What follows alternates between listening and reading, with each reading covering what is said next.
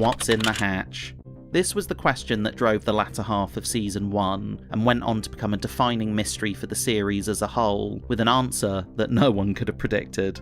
Fundamentally, as far as the writers were concerned, whatever ended up being inside of this thing was going to be the reason for why the oceanic plane crashed in the first place. That is something that turns out to be true in more ways than one going forward. The hatch is essentially the back door of the Swan, an emergency escape hatch that was long ago sealed to make it impossible for people to gain access to it from outside.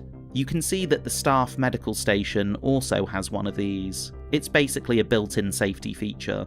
Now, the Swan itself was conceived by scientist Stuart Rodzinski and the Dharma Initiative as a research station capable of studying the unique electromagnetic properties of the island up close and personal. This is the largest energy pocket that they have been able to locate thus far, and this pocket is connected to the source, which is the literal heart of the island.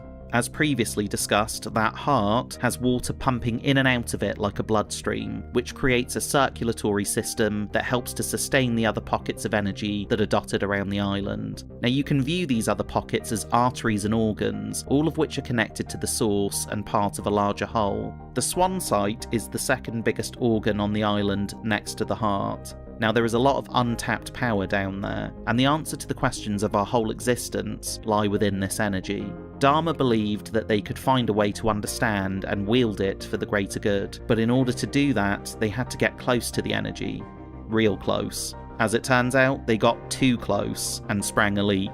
Some time travellers appeared and kindly sealed it up for them, and that allowed them to complete the station, only for the leak to return, so they had to set up a system in which they could discharge the build-up of energy before it reached critical mass. The computer is connected to some sort of reactor that we never see. Presumably the reactor is harnessing the build-up of electromagnetic energy, and once it reaches capacity, every 108 minutes, the energy can be safely discharged. Two-man teams kept watch over this system for over 25 years, and pushing the button kept the pocket alive until the system finally failed in 2004, when Desmond failed to push the button in time, which resulted in Oceanic Flight 815 crashing on the island. It's best to view the Swan, its computer and the reactor like a life support machine. If you unplug it now, then the organ will rupture, hemorrhage, and cause the island to bleed out, which in turn will destabilise the heart and collapse the entire circulatory system. If the heart dies,